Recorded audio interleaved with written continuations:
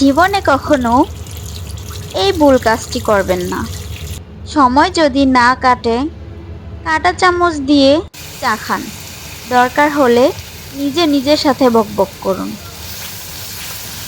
তারপরেও নিজের মনের কথা অন্যকে বলতে যাবেন না।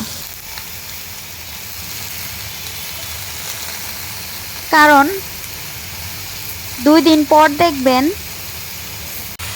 টিভির হেডলাইনের মতন আপনার কথাগুলো ছড়িয়ে গেছে। মনের দুঃখে বনে গিয়ে লাভ নেই। কথায় আছে, শত্রুর চেহারা সবচাইতে মায়াবী হয়।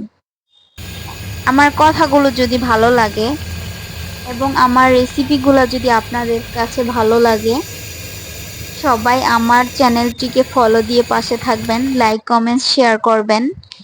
এমন ভালো ভালো সুন্দর রেসিপি পেতে সবাই আমাকে সাহায্য করবেন। তাহলে আমি আরো ভালো ভালো রেসিপি দেওয়ার জন্য উৎসাহ পাবো আপনাদের মাঝে। আজকের মতো আল্লাহ হাফেজ।